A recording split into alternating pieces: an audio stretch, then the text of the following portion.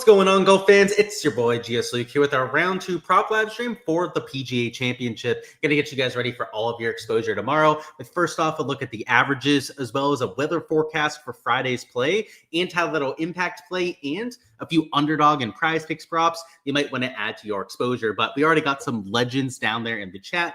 Got Joseph M. Brink as well. And he says that, yeah, you know who never complains about the mud balls? Gsluke. And yeah, man, it's crazy how many of the players were bitching about that today, but you're not going to hear that from me on my end. We've got ourselves a slate to attack out there for round number 2. So any props, any bets you guys want me to deep dive, feel free to go ahead and let me know in chat. Smash that like button if you guys haven't already as well. And if you don't have any questions for me, any bets quite yet, don't be shy to say hi in the live chat as well. We got Jack down there who's delaying dinner because of the live stream. Hey, just bring up your dinner, bring up your laptop, your phone, whatever the case may be, and watch it while you're eating. You got Rashad down there, MN Hollow as well. Cheers to everyone out there. Just eat water for yours truly. Nothing crazy over here on a Thursday, but hey, it's major championship weekend. We'll have some fun at some point. Let's start with these averages first and then talk about course conditions, which you can see the scoring average today was well over par. Now, the one thing to consider with the scoring average is that you had a lot of lower tier players in there. So though the field average was 1.76 over par, you've got to keep in mind that the club pros, the guys that aren't even PGA Tour players, were shooting like plus 11 today. So these kind of outliers had a drastic difference on the averages. Not to say that it was all the club pros that were doing the outliers. You did have your Patrick Rogers, your Phil Mickelsons of the world, Carl Phillips, Nick Dunlap, etc., that all shot plus 7 or worse.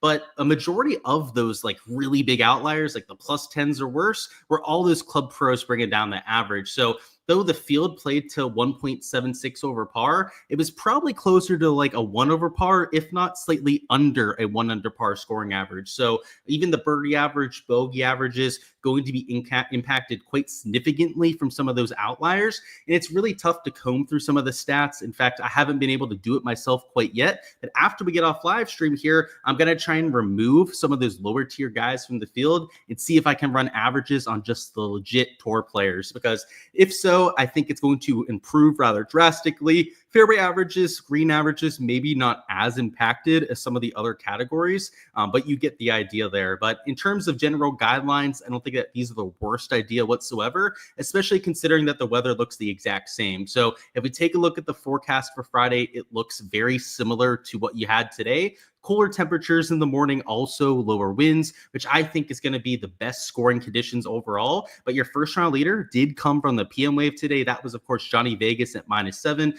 And that was on the side that played 0.3 strokes harder. And actually, yeah, we don't have up the tab that has the 2 different waves, but if you split it by the morning versus afternoon, it was about 0.3 strokes easier in the AM wave. So kind of crazy that Vegas still did that on the harder side of the draw. But tomorrow it looks the exact same. It's going to be warmer in the afternoon. Maybe the ball's traveling a little bit further, but the winds are going to kick up for the last few hours of play out there. And it's also going to be a little bit firmer in the PM side of tee time. So I would expect a similar dynamic in terms of the scoring conditions. And in terms of what is valuable for our round 2 prop exposure, just know that your regular tour players going to play to slightly better averages than what you see here. So for example, like the true tour player average is closer to probably 3.5 per round. Again, I don't have the exact numbers quite yet, but I'm going to see if I can do that after we get off the live stream here. Bogey average, probably at most like 4 per round, if not closer to like 3.75 per round. Maybe you tick up the fairway average a bit, the green regulation average, perhaps closer to like 10.5 per round. Because if you're using these at face value for your round 2 exposure, you're going to be on too many fades, in my opinion. You're not taking into account the caliber of players that are being used for these averages. So just keep that in mind before you go out there and nuke any exposure. But from the weather perspective, there's not a lot that's going to change. They don't have any pin locations posted quite yet. So a lot of times we'd go through the pins. And I even looked over here on Draftkings to see if we could get the pin locations. And I was going through some of them before. Let me see if I can confirm it, though. It didn't look like they had any of them on here. So like this is hole 5. Normally they'd have the pin on this overhead view. And sometimes they post them on the sports books even before you see them on social media. So let's go back to like hole 2. Maybe they're getting them in here slowly or something. So yeah, nothing on the front 9. Let's go to hole 10. Maybe they're loading them in over there right now. Yeah, nothing quite yet. So later tonight, we might get a post from the PGA Championship page letting us know what the locations are going to be. But at face value, I think it's going to be pretty similar to what we had in round number 1. So next up is to go through the boards here, this is actually going to be my first look out there throughout some of the value. I haven't had a chance to go through these yet because I was doing my DFS projections before we got on here, which, by the way, a quick little 30-second aside to remind you guys of the DFS projections that I do. If you guys want to see all the projections that I'm doing for round number 2, you can find those on my Patreon page. So you can see that right there in front of you. This is the Patreon sheet that I post for every single round. It's got my player pool on it, ownership, also projected points for every single player. And I saw an early run for a few sets of ownership in round number 2 that I glanced at before I ended up submitting mine to my website. And they had like these guys up top, like 10, 15% owned. So that is bullshit. They're going to be well over 20%. And it's not like a maybe kind of thing. If you want to spend all of your salary on a slate like this, they have to have that kind of ownership, or else you're on average leaving like $2,000 on the table. And we know in round 2 showdown, round 3 showdown, that you don't leave $2,000 on the table. No one does that in practicality. So if your ownership projections from the website you're getting, and it was multiple websites that were making this mistake, have like these top 3, like Scotty, Rory, Bryson, like 10% owned, it might seem like a wet dream. You might be like, oh, I could play him at 25% and get leverage. You're going to be literally at the field average if you go out there and do so. So join a set like mine if you want actual accurate projections. And then also for all the player pool tags that I have, I not only tell you who I'm playing for any given slate, but I give you the exact reason for it as well. So it could be their ball striking, short game, course history, high upside players, that kind of thing, all over on my Patreon page too. And on top of that, of course, guys, is where you can find all the prop stuff I'm doing as well. But I haven't entered any prop stuff yet, so nothing posted over there quite yet. I do post the averages for all my prop members, as well as a weather forecast for every single round. But in terms of the exposure, I haven't posted over there. But of course, for anything that we add on top of this live stream, there'll be a lot. That's where you can find all that kind of stuff. But let's catch up on chat. Let me get a sip of water, and then we're going to find some value here. Like I said, we've got a lot of props to go through. I haven't taken a look at them at all quite yet. So anything you want me to deep dive, feel free to go ahead and fire it down there in chat. Anything you think is pure value, you can let me know as well. Maybe I'll consider adding it out here to the community slip. We'll have to see. Phil Mickelson, a repeat performance. So you're looking for him to shoot like way over par again. I mean, he's been a little bit better on the Live Tour, so I don't think it's a given that he doesn't play well. But anytime you shoot something worse than like 76, it's a tough scene to go out there and do. I mean, you're going to do a little bit better the next day. You're not normally going to shoot way out of the tournament again. But I wouldn't expect him to break 73 very often. So it depends what kind of fade you're talking about, at least for if you're betting that kind of a repeat performance. But yeah, man, he's been out of it in these majors. He played well at Augusta a few years ago with that. I think it was either a runner-up or third place finish that he ended up with in Augusta National. And outside of that, he hasn't done crap, right? I was at the PGA Championship. In fact, this is a shirt from the PGA Championship where I saw Phil Mickelson win the thing. He almost hit me with his tee shot in 18. When they stormed the fairway, I was like one of the fans that was on the front lines when I got to see that.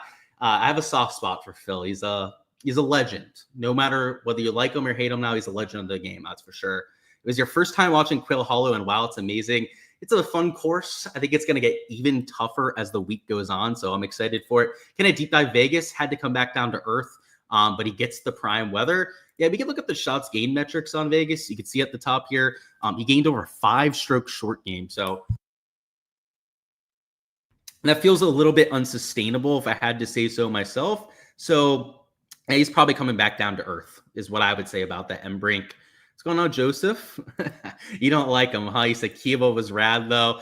Yeah, it was fun to be there, dude. Like, I have videos of him hitting the shot onto the green and then me actually going under the ropes and walking onto the fairway behind him. So it's actually on my YouTube. There's a short of that video that I have. It was I don't know. I was a lover of golf before that moment, but I wasn't like people love golf, right? So like hobby, that sort of thing. I didn't like become like fully ingrained in golf until that happened. Like at that point, I was like obsessed with the sport. I was like, this is the coolest thing ever. When you can see a piece of history like that and feel it in the moment, it really moves you, right? And if you've ever seen that at a sporting event, you probably know what I'm talking about.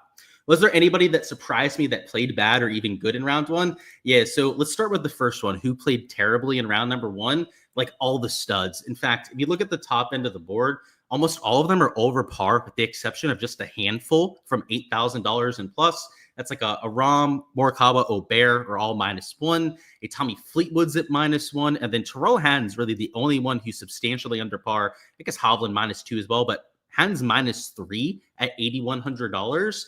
So the whole top end of the board kind of surprised me with how they played. I would expect a lot of bounce backs, though, in round number two. And then surprising by who played well, really the whole top end of the board. This is a golf course that normally prioritizes that ball striking, and you had a lot of short game poppers get there today. So, Cam Davis, unless he's going to gain 24 strokes short game and putting, that's probably not going to be sustainable. And you can say that about a lot of these guys up here.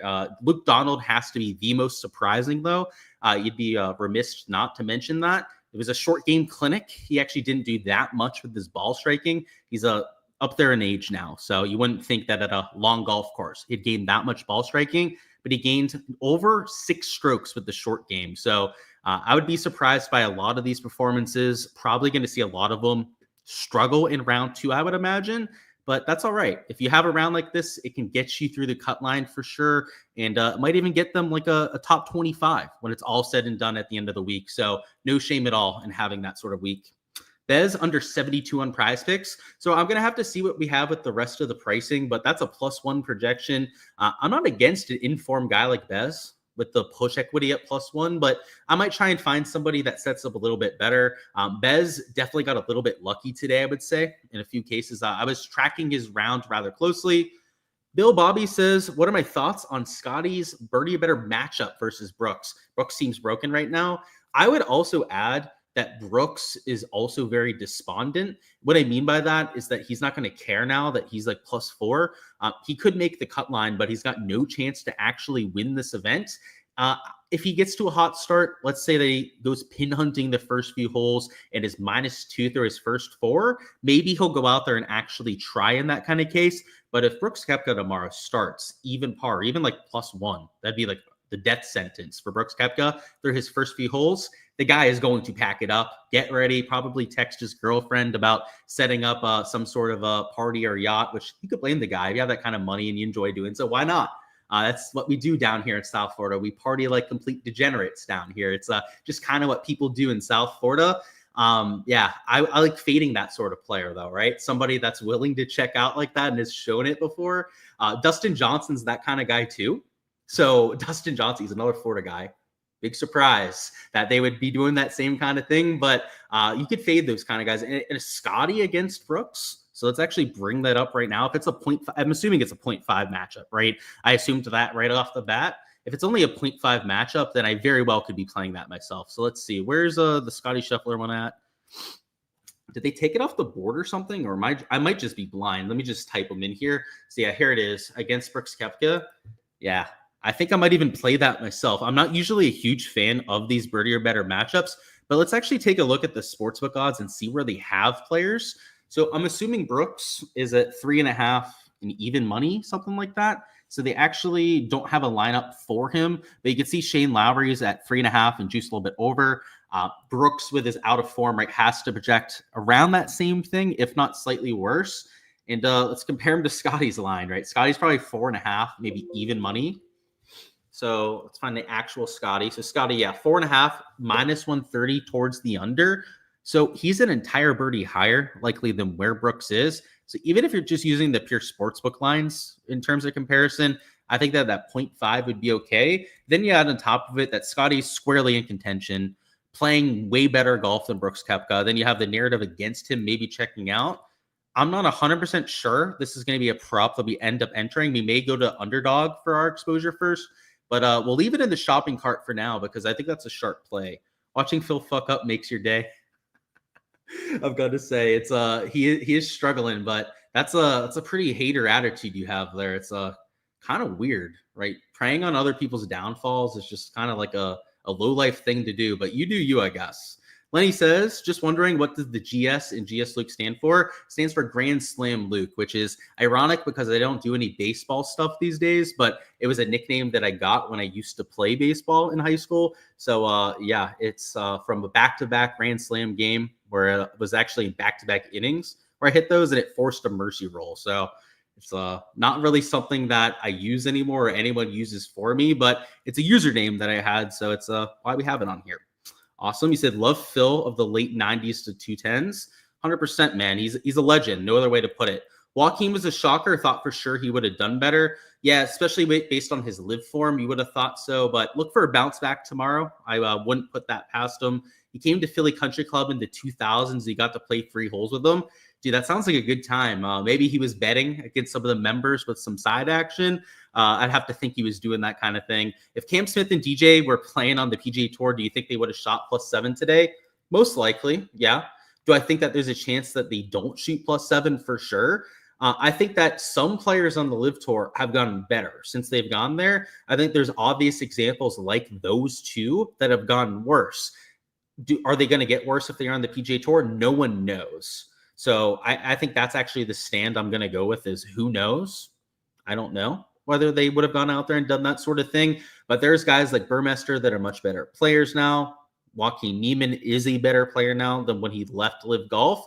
But then, Bryson's better now. I don't think a lot of people would probably agree with that, right? He's contending in almost every major. However, Jon Rahm looks like he has kryptonite now ever since he left for Live Golf. So it's an interesting question because I think it's different for every player. Like Lucas Herbert, for example, is better now. Mark Leishman, it's crazy. Leishman was like at his peak. He fell off. Then he went to Live. Leishman's peaking again. He's becoming a much better golfer. Shame that he's not in the field this week. It's different for everyone. I think it depends on your personality and your personal drive. And a lot of the guys that have struggled seem like lazy people. And I hate to say that. They're just more talented players, guys that kind of rely on that. But it's true. The guys that are getting better are the ones that are working harder. And by the way, Harold Varner III is a great example of one of those kind of guys too. He fell off. He had public issues with the arrest that he had. But now he quit all that. He got his life together. Now he's working on his golf. And look what happened to him. He's top 15, top 10 in like every event this year. So like it depends on the player and it depends on the situation, I would say. I took Echeverria in main slate, so I'm going to stay away from him tomorrow just because he had the low round and he's going to be a little bit chalkier. But yeah, man, I love him this week in general. He fit this golf course based on a lot of the advanced metrics. LOL, back-to-back Grand Slams is fire. Yeah, man, it was one was in the park and then one was an out of the parker. The in the park one was a couple errors too. So like it's not as epic a story as it sounds like, but we got the nickname for that. Yep. Does Rahm want to come back to the PGA? It wasn't quite a big hitter, but we'll take it. Does Rahm want to come back? I think he said that he didn't want to, or at least he said the rumors that he wanted to come back weren't true, but he could be lying. They just make shit up, right? He's not going to admit that even if he wants to. What do I think about JT for the over 3 bogeys? So yeah, let's get into some of these props. So I think that the bogey lines in general should probably be at 3.5 for a lot of your mid-tier players. A guy like JT that's an elite tier guy in this field, I think 3 is a good projection for a lot of those guys. Now, that's not to say that I don't think you can take some overs here at 3 and get away with it because there's a ton of push equity at that number. There's not a whole lot of guys in the field that made 2 or less bogeys, and a majority of them are the guys towards the top end of the leaderboard. So I would say, especially if you can find somebody that the shots gained metrics aren't as favorable on. JT was a little bit short game dependent today. So to show you guys that, he might actually be a pretty good candidate for a fade here, but he gained 2.7 strokes around the green, 0.5 strokes putting, and then lost about 3.5 strokes with the ball striking stats. So he could be a fade that you mentioned. I'm not sure that I'm going to get there myself because he's an AM tee time. A little bit earlier, I mentioned that the AM guys have a little bit better conditions than the PM guys do. So if I was going to find a fade here at 3, I would want to find a sketchy ball striker that's going off in the later tee times. And they have mostly AM guys on here for these bogey lines that are posted. The PM guys start at a Shane Lowry. So your selection would be these bottom 5 players. So maybe like a Keegan Bradley or a Maverick McNeely fade could make sense. But let's see what they have for a line on DraftKings. So DraftKings is the book that we're going to use for comparison. because they have like every single category you could think of. I don't really love the idea of fading Keegan, but I do want to see what they have for the line value here. So he's about even money at that sort of number. And let's see, do they have Justin Thomas posted? I'm also curious about where they have his line at. Say he's at 2.5 and he's juiced way over. Like I said, not many people had less than 2 bogeys on their round. So they're saying about 60% of the time plus 66% of the time, they're expecting Justin Thomas to make it at least 3 bogeys.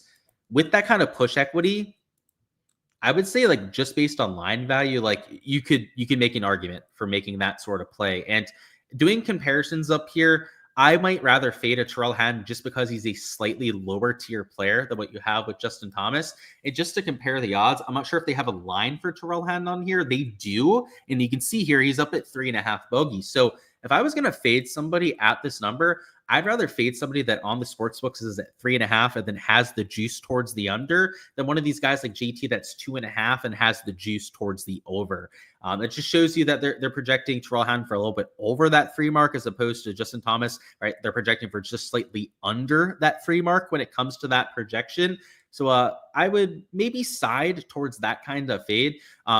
Hadn't had a decent iron day today, though. So I guess that'd be the counter argument, right? Would be the shots gained profiles are a little bit more favorable for Hatton than they are for Justin Thomas. Going through a few other players on here, like Wyndham Clark has been very erratic lately. In fact, let me see what his sportsbook line is for his bogey line. So look, he's minus 130 for the over. So if you were looking to take a fade for the morning, you don't get the push equity at that 3 number. The one thing I'll say about the pushes on these kind of books like Underdog Prize Picks is that they're normally not very favorable for you. Underdog, it's a little bit more favorable than the rolls they have on Prize Picks for when you end up pushing.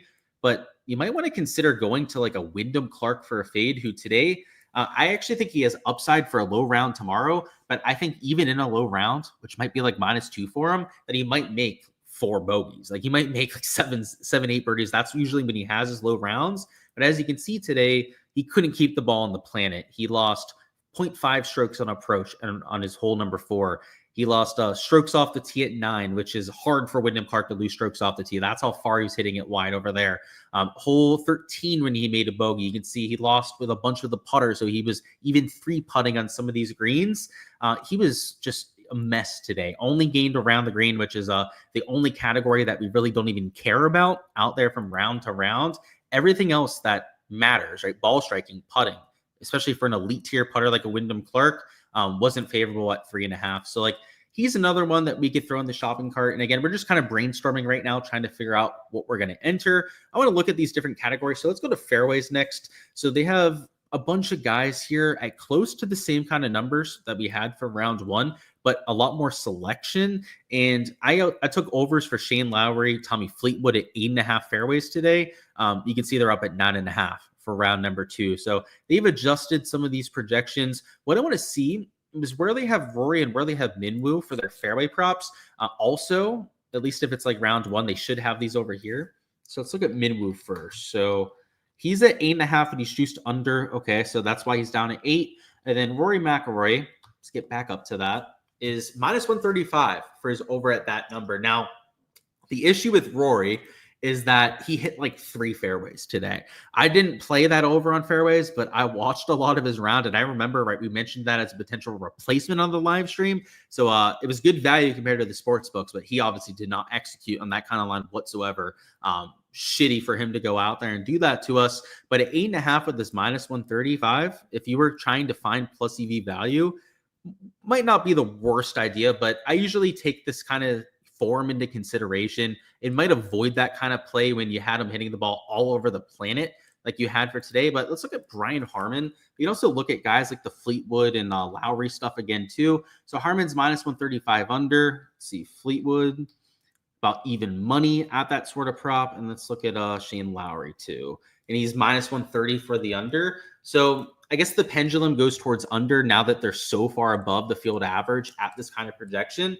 But just kind of getting a sense for the board and where they have some of this pricing. I want to look at Hideki. I also want to look at Justin Thomas and where they have his number. So go to Justin Thomas first. So Justin Thomas today, by the way, could not hit a fairway for his life. He's slightly juiced under there at -120. And then let's look at Hideki Matsuyama as well. and he's minus 130 for the under. Now, I would say that JT is a much better driver than Hideki Matsuyama, but I guess the recent form is what they're taking into consideration with that kind of juice, because Justin Thomas has been a better driver over the last month or so out of those two players. But I would say this board in general, at least based on what I'm seeing right now, seems to be priced pretty well. Like, there's not anyone that really stands out as a drastic value, other than maybe some unders, I would say, because like a Sam Burns could be an under. He's actually close to even money on the books, though. But based on the sportsbook odds that we've actually seen here so far, like, you could argue for some of those minus 130s at 9.5 as a play that we could mix in. We have the Hideki at minus 130 you could take for that kind of under. Those are things we may have to come back to. But let's go to the green and regulation board next. So the average for today, just to remind everyone, was about 10 per round. But keep in mind that the field strength has a lot to do with it being a little bit lower. So let's assume, just for the sake of this live stream here, that's probably closer to 10.5 for your legit PGA Tour player. So if it was at 10.5 per round, getting to 13 is still going to require you to have a really good iron day and to only miss 5 on the round. So these guys at 12.5, I'd have to think might be value for some unders too. And I mean, it's a major championship. In general, these conditions are going to be tough. I kind of figured they might over adjust the board based on these averages, but it looks like, if anything, they didn't adjust enough. So like, for example, Russell Henley is minus 130 under. I took him under today and he hit through like his first 12 holes. So that might be something to go back to after he had a little bit of struggles today. But let's see who else they have on this board. So Sanjay, I took for his under on greens. He also ended up going under for us. So like, let me see what his sportsbook line is at. Like, he could be an under that we mixed in. So they even have a line for him. So they do, and he's juiced towards the over. So yeah, maybe we don't take the under there just because the sportsbooks seem to have a little bit of a different take on it. But if we can find numbers that line up with what we have with the sportsbooks, then that's where you can really cook on this. So let's see what we have for Sam Burns. Like, ideally, I'd want to take him under. He's minus 120 in either direction. So at least from the sportsbook angle, not really a ton of value on that kind of number. But like Russell Henley, I guess that's really the main one that kind of stands out here. Like, let me look at Rory. Is Rory juiced under too, or is he juiced over? Probably over, right? Actually, yeah, minus 130 towards the underside on that kind of prop. So obviously, you want to try and line shop the best you can. And based on what we've seen so far, like, my favorite prop that we've gone through has to be that Russell Henley under at 12.5 greens. The thing I want to figure out is like what we can pair up with it. And just out of curiosity, sometimes they screw up these bogey props and make the payout wrong. I told you this is exactly what I wanted to look at this for. Every once in a while, I just double check what they do with the bogey props, because they screw them up. And when they fuck it up, you can really take advantage of it. Look at the payout down here. It's 3x for these two fades. So normally you take 2 fades on Prize Picks. It's a 2.5x payout, which is shit, right? It's a plus 150 prop, essentially, that you're taking on a sports book. This isn't getting you your full 3x payout for the 2 fades. So you can lock in that kind of correlation. Wyndham Clark had the minus 130 odds. You had Russell Henley also with the minus 130 odds. Now, just to double check this, I think both are teeing off in the morning, which is the one thing working against it, is that I would want them in the PM wave in an ideal situation. But their sportsbook line value in like this sort of slip in general, where we can find a way to get 3x odds despite it being 2 fades, is something that I'm going to play around with quite a bit over here on Prize Picks. And speaking of, you should probably try and do so yourself.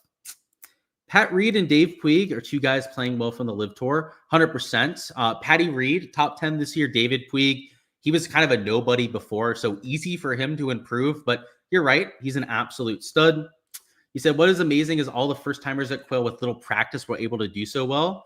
Yeah, kind of crazy. You're right. You say Quail Hollow usually shuts down the first-timers. I think the soft conditions are making it a little bit less strategy-based, just because it's more of like bomb and gouge because of that. It's why people like myself were touting driving distance this week, because it was going to be a little bit of a different test. And I think that's probably why that happened for today's action. But keep in mind that they're going to try and change that over the next few days. So we'll see how it holds up, right?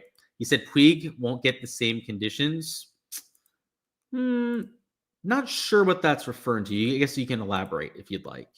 Got Echeverria and Fleetwood on free balls, and then also a 3-leg 2. Yeah, man, Echeverria is a stud. I appreciate the shout there, and I like Echeverria in general, so I'm not going to give you that much pushback there. I don't know the odds you're getting, so I don't have that much perspective. But Fleetwood, I really like in general at this event too. I bet him top 10. I bet him top 5 as well.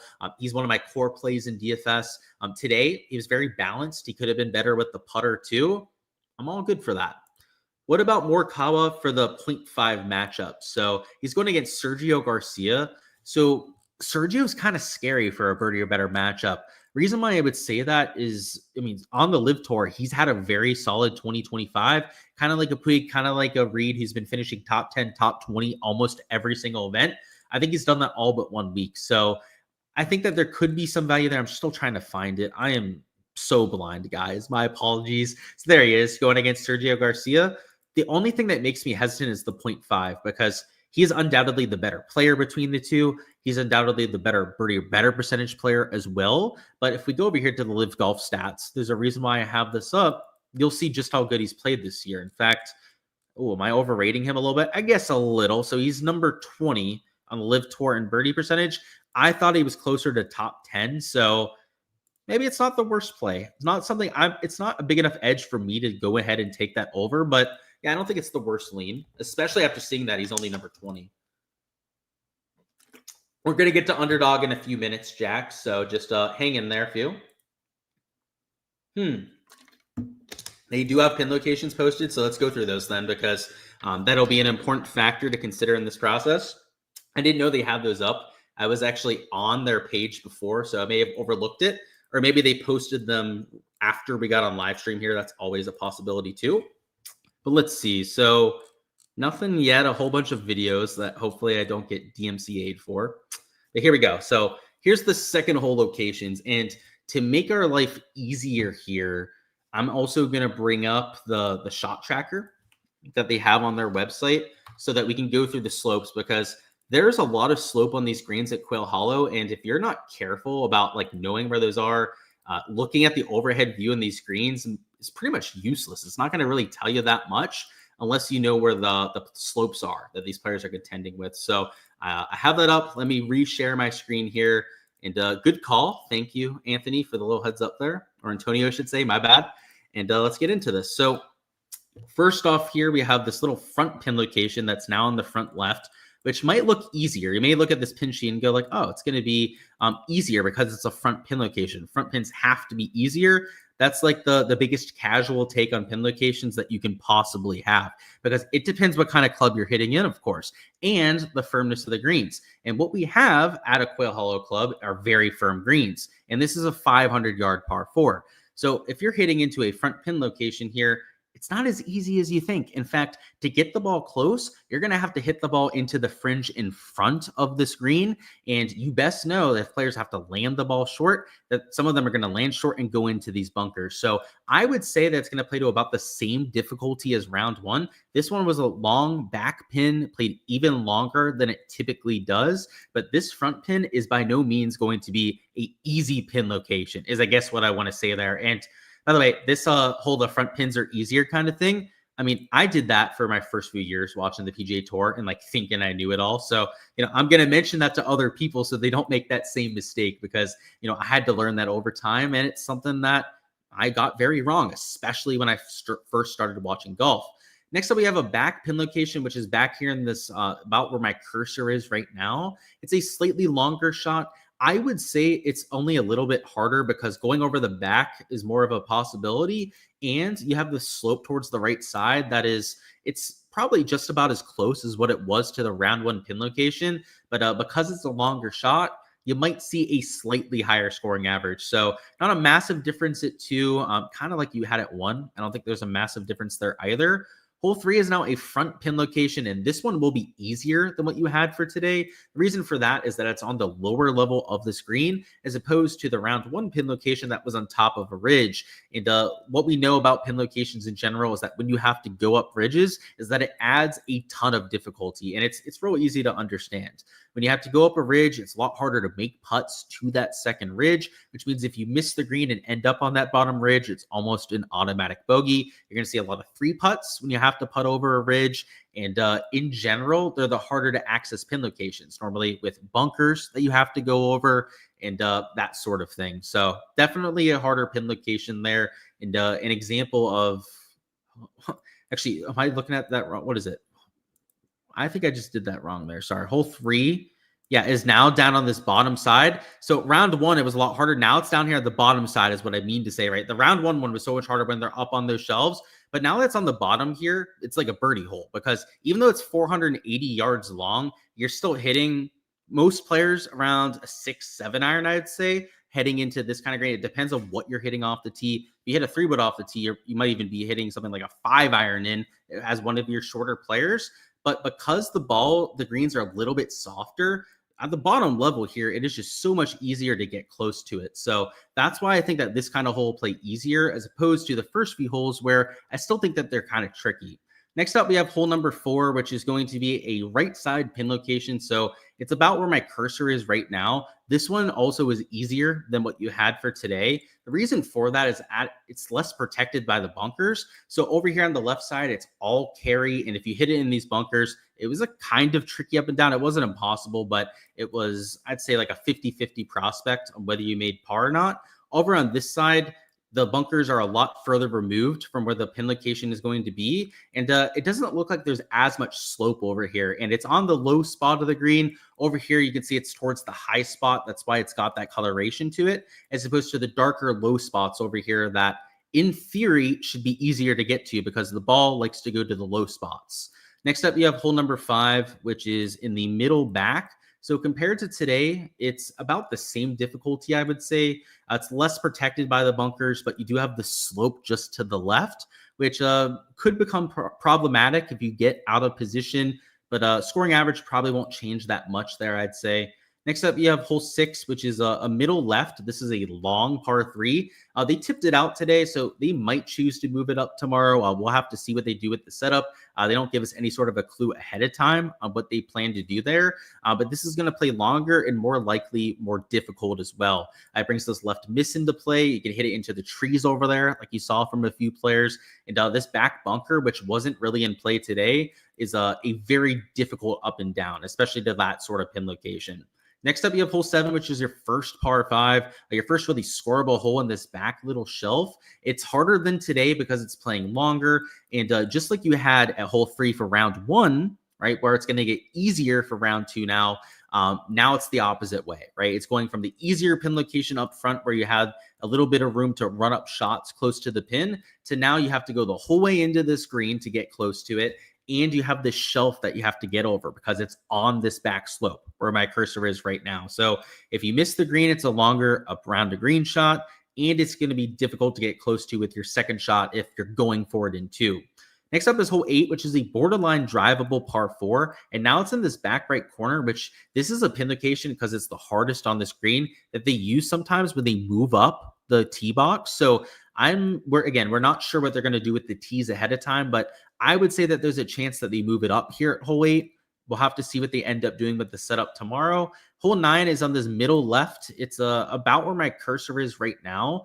This looks a little easier than today, but again, these front pin locations or front to middle pins on the longer par 4s aren't always as easy as they look like because you have to account for all the release that you're getting. And some players will get less release than others. In fact, Elvis Smiley had to lay up on this hole, so this was a wedge, and look at that. It's still rolled out like 6-7 yards right there. But look at this. This is the second shot for Vegas. He made birdie here, which is crazy on this hard of a hole. But look where he landed his shot. He landed it literally just onto the green. So that's as good as he could have possibly done, and look where the ball ended up. The pin being over here to the right side, that is as good as you can possibly do. If you hit it just onto the front, if you landed about where my cursor is right now, you're going to be way the heck back here. And it's going to be a lot more difficult to get down when you're putting down that hill. So actually now looking at it, it might even be a little bit harder than what you had for the first few days. Next up, you have 10, which is a middle right pin. This is a par 5 as well. So one of the more scoreable holes that you have out there. It's kind of close to today, actually. It's surprising. In fact, it's a little bit deeper into the green, I guess. And that's what makes this pin location a little bit different. It's closer to where my cursor is right now. But Compared to today, it's almost the exact same kind of test. So nothing really to say there. 11 is on this right side. So it's about where this 2 cursor is, which I would say is less protected, a little bit easier than the pin location that you had for today, but it's not an easy hole by any means, not an easy pin. Next up, you have 12, which is a front left pin. This is going to be a shorter hole than today. And because it's on the low spot as opposed to the high spot, this is one of the easier spots that you can get to. So it's going to play shorter. You can even use this little backstop behind it if you want to try and suck the ball down closer to the hole. But that's an option there at 12. 13 next, we've got a back right pin location. So that's a long par 3. So it's going to be even longer tomorrow. If they tip it out, they could move up the tees. Always like to add that asterisk. But on paper, if they do move up the tee, this is going to be a harder hole on paper.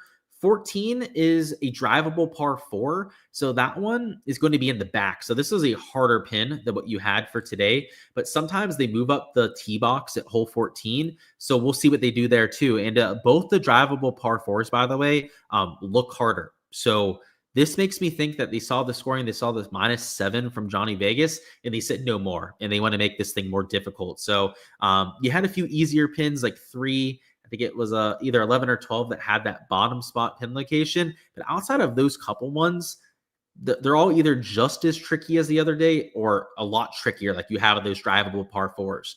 15 is a back left pin. So this is a par 5, but that's a harder pin than what you had for today. So I think the birdies are going to be harder to come by because these pin locations are not nearly as accessible as today on those easier holes.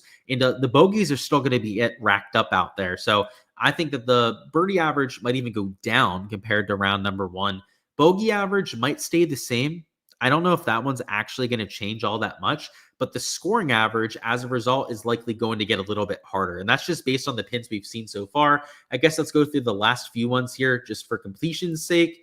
Next up, we get 16, which is a middle right pin. Ooh, so this one is not as close to the water. You won't see as many doubles here at hole number 16, but it does bring in that short-sided miss to this bunker. So maybe slightly easier, but still a low-key tricky pin, I'd say. 17 is here in this front left corner. It does bring in water into the play on this front left side. And usually they use this kind of pin on moving day and they move up the tee box. But because they're using it on round 2, maybe they don't move up the tee. But if they do, you can see like this yellow guy here, Brian Campbell. Look at where he landed the ball. He landed it just over that bunker and he was able to get it close to where that pin location is going to be.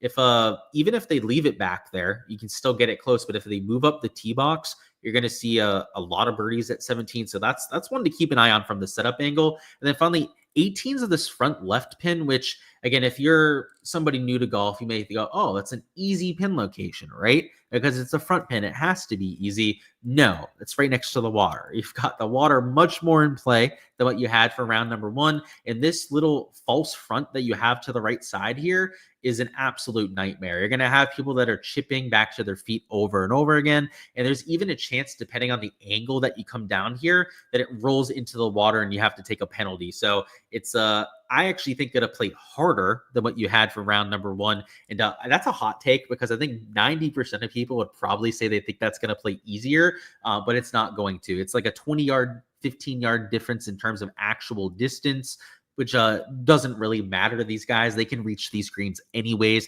It's just a difference in the actual club that they're picking up. The bigger difference here is that the water is much closer to where these players are going to be aiming, and that false front wasn't in play today. Like if you're over there, you're still chipping way into the green. Now it's a factor on this hole, and it's like one of the harder things to contend with over there at hole 18 at this course. So a gem of a golf course. And I'd say from the setup angle, it really confirms a lot of these props we are looking at. Like just to go back to these two, like I think it's going to be just as tricky bogey wise today. Like probably for the field, probably a 4.5 average. For your legit players, probably close to 3.75, 4 per round. So Wyndham Clark, that's that -130 over. Like I could see myself taking that for sure. And the only thing I'm kind of worried about with this green one, I'm still probably going to end up entering this myself at some point because I like that -130. He went way under today. He's not a very good green percentage player most years on tour. He's been good here in 2025, but most years he's not really elite in that category. The only thing that sketches me out about that are that some of these pins, like especially on like the par 3s, feel like they could move up some tee boxes. And if they move up a tee box, I mean, it's not going to make a drastic difference on that average, but it could move by like 0.15, 0.2. And if they do that in 2 holes, that's like a half a green difference right there, which might be overblown a little bit, but it still matters at the end of the day. So things that were worth pointing out. And we'll look at some underdog stuff here next together. So where we leave off. So yeah, we'll get to that actually right now. You're thinking about Wyndham under on 8 fairways. So yeah, he's a very inaccurate driver. I wouldn't be against that. The only thing I'd say there, Ethan, is that they're going to prioritize hitting the short stuff because of how penal it is when you miss it around here. But I like that, especially with the push equity at 8. If he was at 8.5, I would be hammering that sort of line. So I still think that there's some decent value there. He said, "Hey, Luke, kind of drunk here. Just wanted to say I appreciate you, brother. Thanks for everything you do for us in the community." Hey, I appreciate you too, Sean. I've got water myself, but I appreciate you nonetheless, man. Thank you for your nice comments in chat. You're a regular, and I appreciate you down there in the chat as well, man. Do I calculate these averages for myself, or is it available on a website? So they're kind of available on websites, but I have to calculate them myself. So that's why I publish them for other people, because it's not as straightforward as it should be. And at some point, I may actually make a website that makes the research for it a little bit easier to give that to the community. You're saying back pins will be difficult with the firmness of the greens. Well, it depends on the setup of the hole. Like if it's a longer par 4, it actually might be helpful to have those back pins because you're not going to try and land it the whole way there. With wedges, I do think it would be harder to have those back pin locations. So it kind of depends on the setup. You heard Wesley Bryan say that anytime there's a left pin on 17, the tee is moved up. Yeah, so that's what I meant there. So when I was saying that before, is like you have to think that they do so because it's so hard to get it close. So I think there's a chance they do it there. Then what was the other one that I was pointing out? I think it was like 8 or something. Anyways, there was another par 3. You can go back to that section where I thought that he might actually move that up. Thoughts on Bryson, 69.5 for his over-under. Crazy if you like the under, which I'm guessing is the minus 105 that you're looking at there. I don't think you're crazy for looking at him to shoot -2. If the scoring average is going to be about, let's say, plus 0.5, maybe plus 1 for your legit tour players, that's asking them to gain like 2.5 free strokes to the field. So I don't think it's crazy at all, especially for a player that's in solid form like Bryson DeChambeau. He's an AM wave guy now, so he's going to get the slightly better side of conditions. I don't think that's crazy whatsoever. And I think my favorite place to do that, Tony, would be on a straight bet, especially if you can get like a little boost on that to some plus money. You have never seen more difficult greens, especially from 30 to 40 feet. I mean, the 3-putt percentage at this course is like the highest that I've ever seen. So it's a lot of fun, man. Especially like you see people hitting greens, you think they're safe. Absolutely not. It's like Augusta National in that way.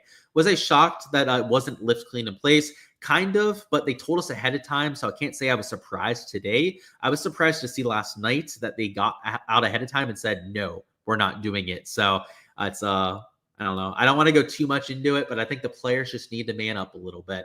Everyone was dealing with the same kind of conditions, and you still had a lot of low scores. So it wasn't just the studs like Scotty that had to deal with those conditions. It was everyone there on the course. And Scotty's one of my favorite players. I bet him outright this week. I met his dad. He's one of the nicest, like people affiliated to golfers that I've ever seen on the golf course before. But he's got to get that together. Everyone dealt with that today, Scotty. It's all right. And I love you, Scotty, but everyone dealt with that same shit. He said, Henley will have a tough time holding the greens coming in with the long irons. I agree with that. So that helps us out a little bit with those GIR fades. Anything surprised me with how the course played today? Not really, I would say. It was all kind of Quail Hollow-esque, and we see it so much that we're not going to get surprised that often. So I want to see how it plays tomorrow, though. I'm hoping it gets a little bit harder. Some interesting rivals posted on Underdog. Good call, Jack. We'll take a look at those. You said you appreciate all the insight every week. Did I see any actionable data for the averages on 1 versus 10? So yeah, and by the way, appreciate the kind words. Thank you for that. And I'll show you. There was kind of an advantage, I'd say, to starting on hole number 1. And the only reason I say that is that 10 is a par 5. It was scoreable, about 40% birdie rate. And 8 was an easy hole too. So like in theory, you can go 8, 9 than 10. The issue is with this is that there's only a 6% birdie rate at hole number 9. So it's not going to be a massive edge. Really, it's only going to count for a handful of players out there in your player pool. But yeah, if you were like dead even on guys, like there's nothing you can use to split between two players. I would rather use weather to decide that. Like I like the AM guys a little bit more than the PM. So I'd side towards AM guys in that situation. But let's assume that they're both AM guys that you're choosing between. Then maybe you go with the guy starting on 1 as opposed to the one starting on 10. But it doesn't really make a big difference. Any free ball plays, yeah, we're going to do that after the underdog stuff. So that'll be in about like 10, 20 minutes, I'd say. He said, sorry, you're late. Maybe I touched on it. It's all good, even if I did. He said, just feels like with the starting on 10, you can get the par 5. I don't know about that. So like anytime I look at these, like if you're looking for data on it, it's where you can get the streaks that matter, because other than that, the psychological factor to me makes no difference. It's all mumbo jumbo to me. It's going to affect players differently. And just like the live golf affects players differently. Like some guys play better over there. Some guys absolutely suck now, like Cam Smith. Now that he's gone over to the live tour side, it's going to affect people differently starting on that par 5, right? What happens if you don't birdie it and you're starting on that side? It's only a 40% birdie rate. So 60% of the field isn't getting that done. Does that put pressure on you now to take advantage of the rest of the holes there? That's why I avoid that thing. And I would say, yeah, starting on 1 might be advantageous just based on the data alone, right? Like that streak, that's a big advantage if you can get that kind of streak going. It's just you're going to have to birdie 9 somehow, and that's a tough scene. Thoughts on Hovland for the under 70.5, and he's plus money there. You like that number, especially on Vic gaining 2 strokes around the green. That's scary because he's not a good short game player, so that's completely unsustainable. But you hope the ball striking's better if you're betting on a Victor Hovland. So I wouldn't worry about it because it's only 18 holes. For the Showdown live stream, I had to remind people a bunch that it's only 18 holes in, right? Not to overreact to how people played. And especially at the top end of the board, you had all these studs shooting over par today. Rory, +2, +3. Pretty much like all the guys, $8,000 plus, except for 5 of those 20 guys.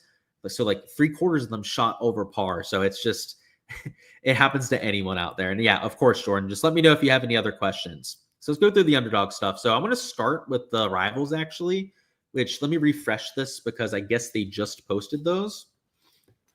So they got Xander versus Rahm, Scotty, Rory, and then Colin versus JT. I don't really see any massive discrepancies there. Like I would lean Scotty over Rory, but I don't think it's a massive advantage. I would lean Xander over Rahm, but I also don't think that's a big advantage, especially because Rahm had the better form today. And then between Morikawa and JT, they both, I mean, I guess you'd go Morikawa just because of how terribly JT played today. But yeah, those are, hopefully they post more. I only see those 3 right now, but I'm assuming they're going to add more on top of that if they've already taken the time to post 3. But let's see what they have here in terms of the other props. So I know Rory had some -135 juice for the over at 4.5. And we didn't get a chance to look at the birdie board yet over here on Prize Picks. Let me see if they have Rory up at that number because I'm just curious whether they're dangling that line, and they are over there at 4.5. If they weren't, I like to take that into consideration because it's not like the Prize Picks line makers are like completely brain dead or anything. So, if they take something like that off the board because of that -135 juice, then it's not to say that I'm 100% going to play it, but it's at least a data point to put into consideration. Let's see what Bryson is. So around the wrong. Let's go to the right category here so we can look at the sportsbook odds. So let's find Rory and let's find Bryson. So let's start with Bryson. Bryson's -130 under. I already know Rory was -135 for the over. Let's look at Scotty as well. So Scotty Scheffler is -130 for the under. Kind of wish, I don't really agree with that, by the way. In fact, if you can bet Scotty for his over 4.5 birdies at even money, I would highly consider that. Like I would do that if I could on Hard Rock Bet, but they don't have any of that posted quite yet. Looking at these guys at 71.5 though, but like to shoot even par for one of these mid to lower tier players is like maybe not the best idea, but for a stud like a Brooks or a Jordan Spieth, it might make a lot more sense. In fact, I want to see where they have Jordan Spieth. Like Brooks played terribly today. I mentioned him maybe checking out before, so maybe he's not the best one to look at, but I do want to look at Jordan Spieth who's at, they don't have a line for him posted. That's unfortunate. Let me see what they have him at over here. So he's at the same number on both sites. Do we necessarily agree with that? I guess becomes the question, because Aaron Rye's at 71.5, and I know his form was a lot better today, but Jordan Spieth is a better player. He was towards the top end of the leaderboards, betting boards this week, Draftkings pricing, you name it, whereas Aaron Rye was towards the middle to the bottom end, and Aaron Rye is at the 71.5 number, and he's minus 130 under. So I don't necessarily agree with that projection. So let's throw that one in there. He's going off early, and I hate to be like the Jordan Spieth homer, but he's been playing some solid golf lately. Today, let's take a look at the shots gained metrics. Let's at least back it up with some cold hard facts rather than it just being because I want to bet my guy, and that's a disrespectful line. He played pretty shit today, though. I guess that'd be the argument against it. He only made 2 birdies in the round, didn't take advantage of 2 of the all 3 of the par 5s, which is not likely something that's going to happen in back-to-back days. Jordan Spieth isn't going to go out there and just quit. He's not that sort of player, unlike a lot of other guys out there in this kind of field. So it's the same kind of thing with Brooks, though, right? Like he's more of a quitter. That's why I might avoid him. Jordan Spieth, on the other hand, is a grinder. So let's throw him in there and see what else we can find for some potential value. I like the idea of fades in general, though, just because those pin locations were spicy. At least if they don't move up those tees. If they move up those tees, it's probably going to be about the same, which in that case, I'm still okay with a lot of the leans that we're going to take here. Let's see where Alex Noren is for odds. He had the low round today, but he is returning from injury. So I always feel like that's something you have to take into consideration with these guys. Do they even have him posted? No. So Alex Noren props posted, which is likely because he's dealing with the injury, which I guess I understand their hesitation of some of these sports books. But based on what I'm seeing here, like it's a lot of just the same exact numbers that they have on these sports books, and you might be able to find some juice in either direction. So let's see, no line for Jaeger. Let's see what they have for McIntyre. I'm just trying to get an idea of where they have this market right now. So minus 130 on a McIntyre. Okay. Poston. Yeah, we could look at a Poston prop. We can look at Griffin, see where they have these kind of guys posted. Let's go Poston. No one, nothing up. See if they have anything for Ben Griffin up. Nope. So these sports books, for whatever reason, actually have less guys posted for round 2 than they did for round number 1. Kind of disappointing that they do so, but it does give us potentially better value because the sports books, aren't giving these sites like Underdog and Prize Picks the intel that they normally have. So I would say on a site like Underdog, Prize Picks too, I guess they have these same guys posted, that there's going to be some decent value to take with the shots gained metrics. And usually what I default to when I'm trying to find my favorite props is the shots gained ball striking. So let's go over here to the right side and try and find some guys that are going to do it sustainably from day to day. And what I was looking at before are guys like Shane Lowry. Rory McIlroy really stands out. Like I really think Rory's going to have a bounce back day because what you can see here with the shots gained metrics on Lowry. So we'll go through them first before we go to the Rory McIlroy after. Where's Shane Lowry? Here he is. He lost 3 strokes putting and he gained in the tee to green categories. Rory McIlroy. So going over here to this portion of the board, he was decent tee to green. He gained in all 3 categories, but lost 2 strokes putting. These kind of guys that are due to make a few more putts tomorrow, just obviously improve on the ball striking too, right? It'd be better to gain like 1.5, 2 strokes over there. It could be a really big day for Rory. So let's see what they have. I know we have the birdie line we could default on, right? I already know they have him there at 4.5. They already juiced the under at 69.5. So let's throw him in there. And I don't like the payout on this. So let's take Jordan out. I do like this Rory prop a little bit more than the Jordan one. Jordan prop, I may end up getting back to that, whether it's on Prize Picks or over here on the Underdog side. But now that we have this over on birdies in here, we're going to have to find a fade to mix it up with because even if we took like another birdie over, right, that's still only 2.58x. If we were to take like an over on greens, let's do it this way just so that I can show the payout. It would only be 2.79x. So actually, I guess that's not the worst payout with those two. I didn't realize that they had the payouts juiced to like that if you threw in a green and regulation prop. So let's see what they have for green and regulations then. I mean, we can still do a fade. If we do a fade, we can get over 3x. I wouldn't be opposed to doing that. But if there's an over at 11.5 greens that would make sense from the plus EV angle, I'm not opposed to mixing that in either. And I'm not going to take the Sun GM one. I don't agree with the kind of odds that he had there, but let's see. John Rahm's at 12.5. Rory McIlroy's, yeah, we obviously already have him in the slip. Let's see what they have Rahm green regulation at. I mean, John Rahm's a very good player when it comes to hitting greens. They have him juiced under, which surprises me with kind of the averages that we've seen for him over here.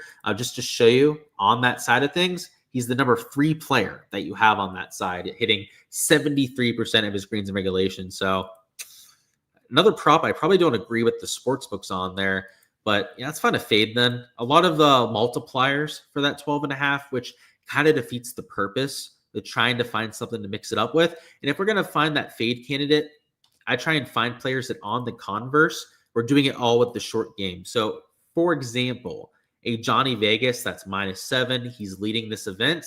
I think he's going to come back down to earth a little bit. So if we find him on this board over here, you can see they have him the whole way up there at 72.5, and almost all the fades that they have for him are like juiced to crap. Like they're like complete non-values at this point. Let me see what they have for his greens on here. Where's he at? So he's -175 for the over. So that's why he's -125 under. That's why you'd be getting a multiplier if we took him for the under. I wish it was more than 3.6x. If this was like a 4x payout for us taking that under, I might consider doing that sort of combination. But unfortunate that, a site like Underdog like this just like screws you with some of the payout structure here. They just put multipliers on every single prop that they have out there. And let me look at the bogey lines on Vegas. Was he at 4.5? See, he's at 4.5 and he's juiced way under. What would that look like? It's probably the same, right? Actually, yeah, 3.7x, a little bit better if we took his over on bogeys, but 4.5 bogeys getting to 5+ is asking a whole lot. So let's find someone else to fade. I still like that same kind of idea though, finding somebody that was short game dependent. Let's look at Steven Jaeger. I like Jaeger. He's a bomber. I love his nickname, the Jaegermeister, but let's see what we can do over here because I don't think he's backing up that low round after gaining like 5 strokes short game. So 71.5 would be a strokes line, and he's at 3.5 for a birdie line. Let's go back to strokes first, and then we'll look at his birdie line after. Jaeger is, yes, right. I thought we looked at that one before. He didn't have that line. Let me see what his birdie line is, though. So he's at 3.5, and he's -135 under. Like we said with some of those like par 5 pins, they looked pretty tucked. They were like further back. The drivable par 4s in both cases looked a little bit harder. That might be the move on Steven Jaeger is, taking the over on Rory, him having that bounce back day, having Steven Jaeger regress to the mean a little bit because he gained all of those strokes of the short game. This is the kind of slip that I'd be looking at over here on Underdog. So I think there's a good chance that this is a 2-man slip or at least 2 props I mix in at some point tonight. And just like these 2 over here on this side, I'm going to have to run those averages after we get off of here. If you guys are just joining us, these are the averages for the entire field. But something that I'm going to do for my Patreon members to get a good sense for the round tomorrow is I'm eliminating all the club pros from the field. I'm going to take all the slapdicks that aren't even actual professional golfers and take them out so that we have an actual idea on the stat averages for your legit golfers. And you're still going to have some lower tier guys in there, like your past champions, like your Phil Mickelsons of the world that really aren't playing that good of golf at this point, that are outlier performances, but it's not going to play to the same average. And it's probably a whole stroke difference that you have with some of those outlier club pro performances down low. So that's why I'm not 100% sure that I'm going to enter these right now, or I'm not entering them here on live stream. I've got to double check based on those averages, whether they still make a whole lot of sense. But I'm not assuming to be wrong on that, right? I think it's probably going to be about like a plus 0.5, maybe to like +1 scoring average, like maybe a 3.4, 3.5 birdie average, bogey average closer to like 4 per round. But if it's drastically off, then, I may have to adjust what I'm doing a little bit. And unfortunately, I don't have those here before we do the live stream, but I still like the value here. -130 odds on all these props on Prize Picks, -135 odds on both of these as well. So 3x payout over here. 3.21x over here on the Underdog side for all the slips as I enter them myself in my exposure. You guys can find those over there on my Patreon page, as I was saying before. And before we truly move on from the prop side of things, I do want to go through some of your questions in chat. And I want to see if they have anything on Sleeper as well, which that is on the mobile app, as we were talking about yesterday. But they have a lot of really good lines over there at times. And they do have a board posted. So we're going to do that after I catch up on any questions. So where do we leave off? What do I think the cut line will be? +2 or +3. Did Echeverria hole out? Crazy shots gained approach. I'm actually not sure. So I'll find them and let you know myself. I don't think he did. So yeah, no hole outs from what I can tell, but he hit a lot of darts. Like 17, he hit it to just a couple feet. Hole 12, which is a difficult par 4, he hit it a dart there as well. So no hole outs, but he got close to doing that out there today. So it was just a really solid approach play the entire round. Bryson over 4.5 morning tee time. So I agree with that in theory, but I would like to get a slightly better payout. Because if we take a look at the sportsbook odds over here, you can see he's juiced towards the other side of it. So I think some of your plus EV bettors out there may actually give us that value that we're hoping for. Because like on Underdog, for example, right, where they'll give us multipliers on players. If he was like 1.1x towards the over, then yeah, like I would for sure take Bryson because he sets up well for tomorrow's round. He didn't make a whole lot of putts today. He's a great driver of the ball, can take advantage of the drivable par 4s and the reachable par 5s. Makes a whole lot of sense. In fact, I mean, I would bet it at -105. I mentioned that, right? Like I'd bet it straight on Bryson if I could. I mean, if I can get that 1.1x, 1.15x multiplier, that sort of thing, I'll be buying on that. Do I like Scotty's under or Rory's under for round 2 score, or rather focus on the AM golfers? I'm okay with some PM guys too. I don't think it's actually a big difference. I think it's closer to like 0.3 strokes, I'd say, between the first and second half of tee times. That's at least what it was for today. I think it'll be pretty similar. So I'm okay with those. Like, for example, I like Rory's over on birdies. Under on strokes would make the line as well, but I just don't like the multipliers on sites like Underdog and Prize Picks. And what I'll say with Scotty is that I think he's going to go off this week. Like the -2 today was probably the worst that we're going to see. Thoughts on X tomorrow? He's a wild card to me. He has a really good course history, though. He finished in second the last 2 years. So I would have to think that he's got a bounce back in him. I didn't have a terrible day by any means. He was right around even par for most of his round. But we'll see what he brings for round 2. Any 3-ball matchups? Yep, we're going to talk about those after we go through Sleeper. He said, favorite prop for tomorrow. He said, no clue. I was still live. You're going to watch the replay. Yeah, we've been live for a while here, Team Money. So, hey, any questions, let me know. And you can, I guess, just watch the whole thing since you're just joining us now. I went through a lot of props that I liked. And I don't really have a favorite so far, but maybe that'll change after we go through Sleeper. Which, by the way, Sleeper is not available on a browser, so we're not going to be able to go through these together. But I am going to be able to kind of just talk about what I'm seeing here. And the lines usually are pretty wacky over here on this kind of site. Like, for example, Scotty Scheffler's strokes line over there on Sleeper is even money, and he's at 68.5. So, if you're looking to fade Scotty tomorrow, which I'm not, you could do it over there. Rory McIlroy is also at 68.5 strokes. So if you wanted to fade him, that would be the site to go out there and enter it on. And this is also the other reason that I haven't entered these slips myself yet. Also, I'm not logged into my accounts here on this browser. So that's the main reason why. But also because Sleeper here has some really good value that I want to make sure I look at before I go out there and enter anything. And just looking through these, I see a prop right now that I really like. And I don't want to say it out loud until I have 2 that I like together, because they're so bump heavy over there that if I say it and somebody in chat goes out there and nukes it, that they can make it move before even I can go out there and enter it. So let me look through this. And what I'm seeing on here are a lot of projections that are one off of what you have on sports books. So for example, a Lucas Glover's at 72.5, a Knapp is at 72.5. I'm not even sure that all these guys have lines on the sports books to compare to, but some of them feel like one stroke too high, I would say. And it's not I think it's going to play easy tomorrow. It's just that they have some legit golfers on there at 72.5 strokes.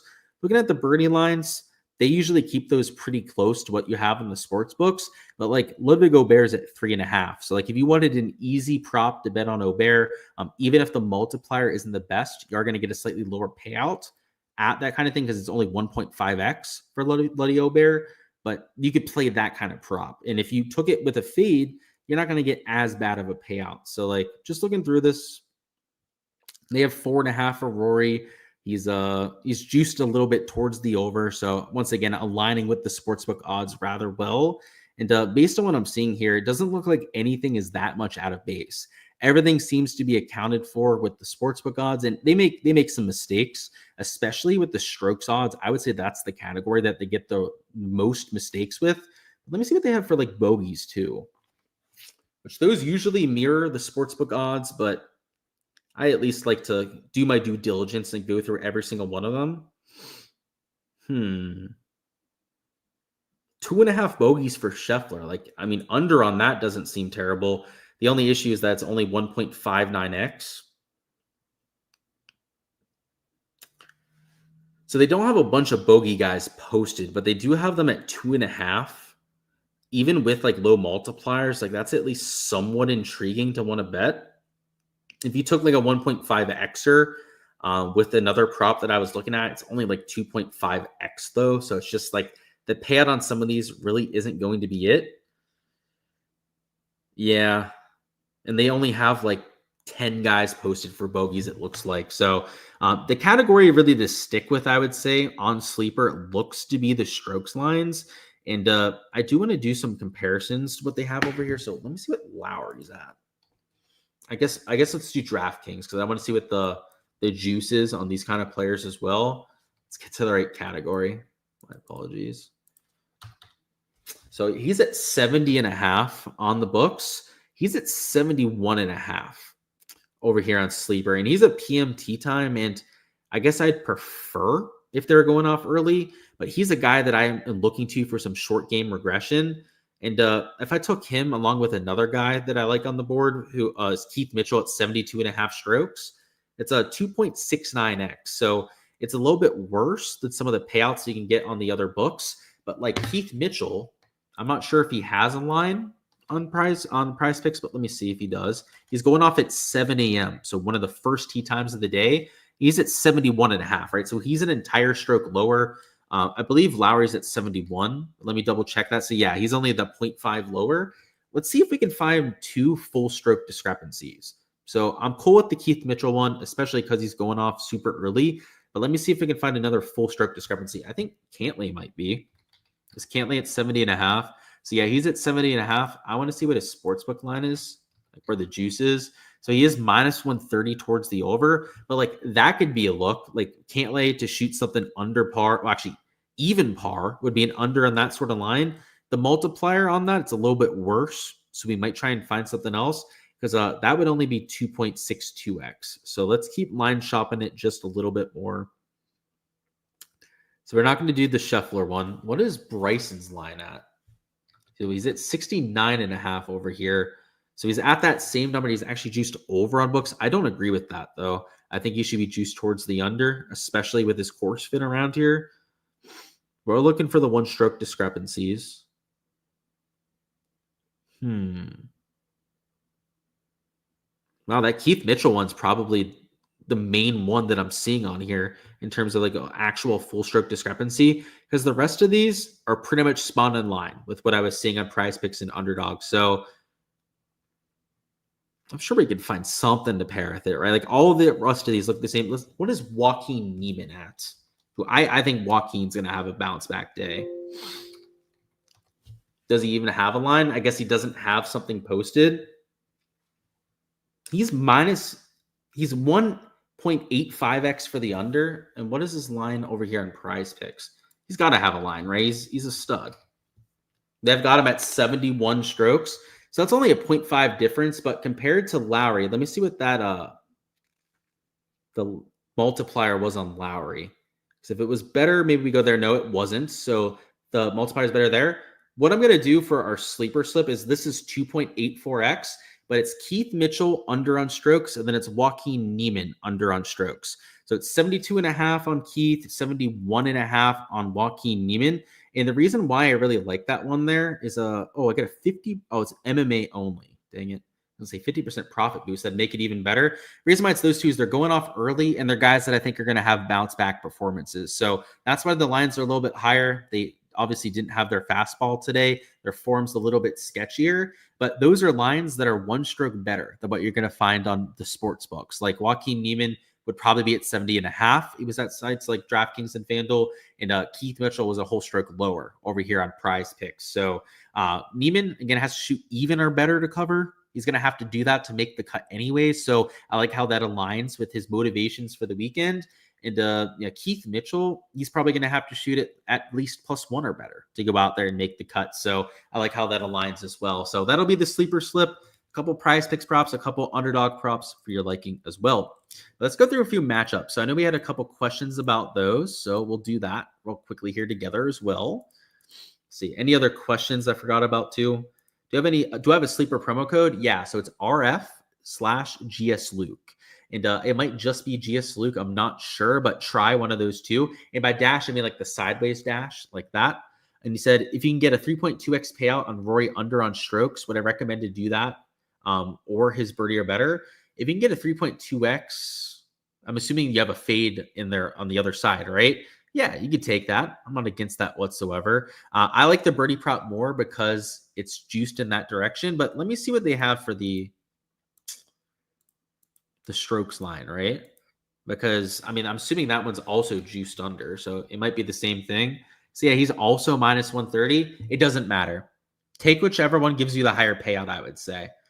If, by the way, whatever you have that like kind of like boosted up, if you can use that and get it even higher, then still use the birdie prop. But they're about the same thing, I would say, Jack. All right, so let's go through these matchup bets. So we're going to try and find some 3-balls that make sense for tomorrow. And based on what...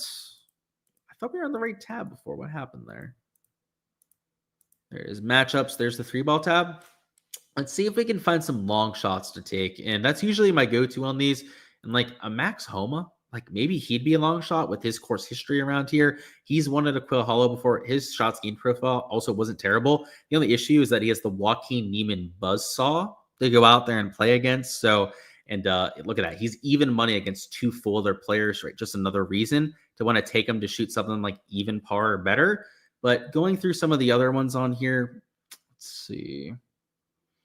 I'm looking for somebody like +160 or longer, most likely. And ideally somebody that was hitting the irons well against a few players that were kind of luck sacking their way around. Morikawa might be an option, but he needs to be more juice, in my opinion. Like +125 just isn't enough. Let's keep moving on this. Maybe a Jordan Spieth because of the fact that he's in a group against 2 guys that kind of struggled himself. But actually, Patrick Reed might be even the move in this sort of group because you've got Aubert, who doesn't have a lot of experience around this course. Jordan Spieth, he shot +5 round 1. And then Patrick Reed is a good course history guy. So I'm at least going to throw that one in the shopping cart for now. We'll see what else we have to choose from by the end. You got Hideki versus Clark and Kim. That's a stay away. Rasmus Njergaard Peterson. I like him a lot, but I don't think he should be the favorite against 2 PGA Tour players. So well, look at that. You have McCarty and then Kazire. Like, I mean, I think McCarty should be the favorite in this group. So like maybe +150 on him isn't the worst kind of bet. I'm not going to bet Bryson at massive minus money. So let's just move past that one. I do think he wins that group though. Russell Henley at +160 odds is kind of tempting because he's by far the best player in this group, but he kind of struggled today, unlike a Daniel Berger did. So I'm at least going to throw that one in there though, because +160 on a Henley, especially in a group that isn't that strong, is kind of tough to want to pass up. Not betting Cam Smith. I love the guy though, but he looked absolutely terrible out there today. I wouldn't be against a Tommy McBuckets at +140. He's just the best player in that group. And I actually think that it's going to get even worse tomorrow for some of the other 2. This group's a stay away because Smalley would be the play at +185, but he gained a whole bunch putting today. You could look for a Brooks bounce back, but I kind of like Shane Lowry on the course, so I might stay away from that one. I think Shano could go real low if he can make some putts, but Jason Day, he's got good course history. It's kind of like a J Day versus Fleetwood. I really like Fleetwood for tomorrow, though, so that kind of makes that one tough, but we'll throw it in the shopping cart at least. What else? Not going to bet against Rahm. He looked dialed today. He's kind of back to that confident John Rahm that you like to see out there. Connors versus Minwoo and Erasmus Højgaard. I mean, I kind of want to take a flyer on Minwoo, but Corey Connors, I also think he bounces back because he didn't make any putts today, and he's due to go out there and make a lot more tomorrow. This super group, I mean, the value would be on a Xander Schauffele for sure, but I don't know if I could bite on it with how well a Scotty Scheffler's playing and against a Rory, who, I mean, we already think he's going to go over 4.5 birdies. So, I mean, that's going to be tough to beat for really anyone. And then these last few groups, Højgaard is plus 205. Now, it's a good group. I mean, Finau, Raisman aren't pushovers, but like, not going to throw it in the cart, but that would be my first lean on that kind of matchup. And then this last one is Burns, Bhatia, and McCarthy.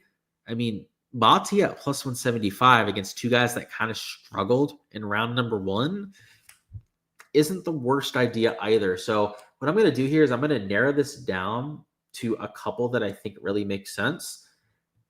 Let me look at J-Day's shots gain metrics. So I'm not 100% versed on those. So he actually hit it well today. So if we're not going to take him out of there, I like that one a whole lot then. Over there at plus 160. Let's look at, I want to look at Burns and I want to look at Denny because I'm not 100% sure on those two. Burns gained a bunch of short game. Okay, I'm okay feeding that. Denny did the same thing. Okay, so we're keeping that one in there for sure. Let's go McBuckets versus Kanaya and Bez. So McKibben, by the way, McKibben's a stud. I absolutely love this guy. I think he's going to be a really good player someday. He gained across the board. That is exactly what you want to see. And it's Kanaya and Bezainhout that he's playing against. Kanaya lost a whole bunch putting. So I don't think that's really a good thing, but, shots gained profile pretty bland, I would say, on that one. And then, Bezainhout had a much better round than some of the other guys. And yeah, it's also a pretty bland stat profile. He gained 2.4 strokes on approach, is rather impressive. So maybe we take the Tommy McBucket ones out of there just because we're going to try and be selective about the ones that we take here. Let's go Henley versus Garcia and Berger. Now, the issue is with wanting to take Henley is that he played terribly today. And but he did lose a lot of it with the putter. So I'm not against that one. Let's actually leave that one in there. McCarty versus Kazar. Actually, I want to look at the McCarty stat profile before we commit to him there. He gained on approach.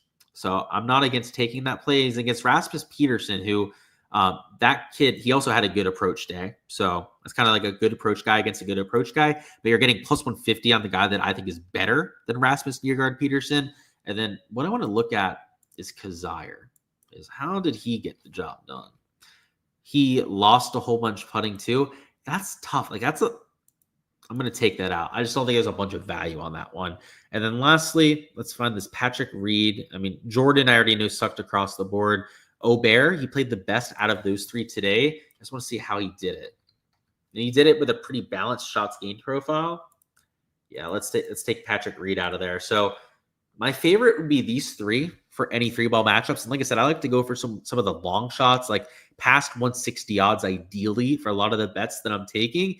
And try to find at least some sort of an edge to lean into. And if I had to pick my top two, it would be these bottom two, which ironically were the first two that we vetted out there together. But the shots gained profile on these two in particular are favorable compared to the guys they're playing against. So plus 160, plus 175. I'll have to see what I can get here on Hard Rock Bet. But if I can get the same, if not a slightly better number, I mean, that would be ideal. If we can get a better number, I'll be playing them for myself. So just give me 1 second here while I log in to Hard Rock Bet here on my phone, and we see if I can add that exposure. And sometimes they are a little late to the party when it comes to posting these 3-balls, but they have them up. So let me find them and see what kind of odds they have available.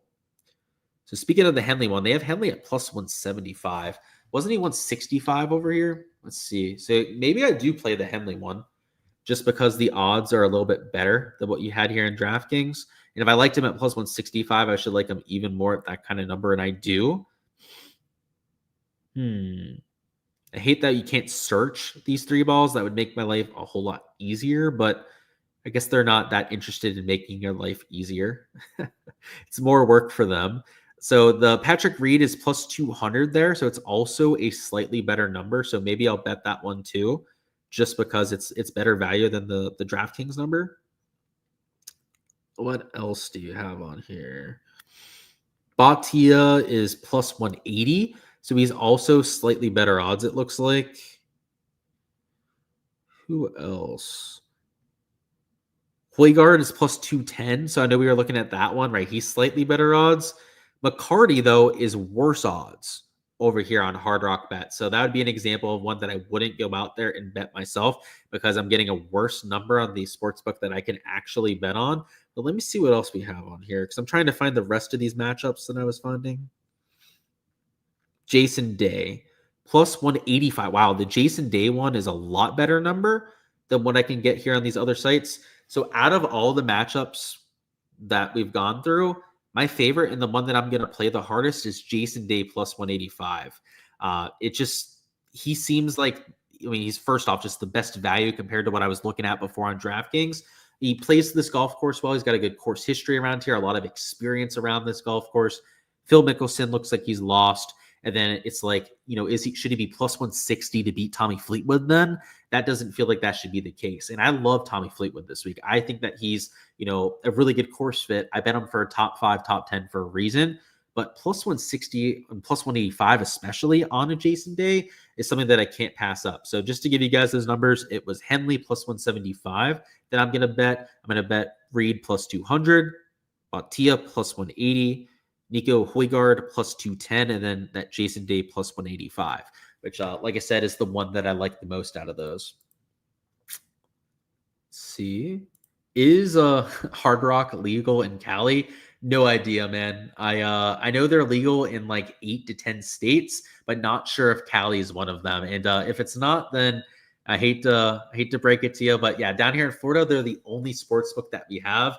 Which kind of sucks because their sportsbook odds on a lot of like the golf stuff absolutely sucks. Like especially for outright betting odds, they were terrible this week. So even if they're available, isn't always the best thing anyways. But that's all I've got, guys. Best of luck with all of your round 2 exposure. If you guys liked this video and you liked all the content, the perspective that we go over here together, make sure to smash that like button and also subscribe to the channel so you guys don't miss any of the content to come. Rounds 3 and 4 are going to be doing the same exact thing after play ends. So stopping by for those live streams over there throughout the weekend. And of course, for all the different slips that I'm playing for round number 2, you guys can find those on my Patreon page. And the one that we entered on Sleeper was something I've already entered, but for the exact combinations for the Underdog and Prize Pick slips, that's where you can find all of that action. But hopefully all the props that we pointed out here can get us into the green. We can cash out on as many of those as humanly possible. And best of luck with everything that you guys are entering yourselves.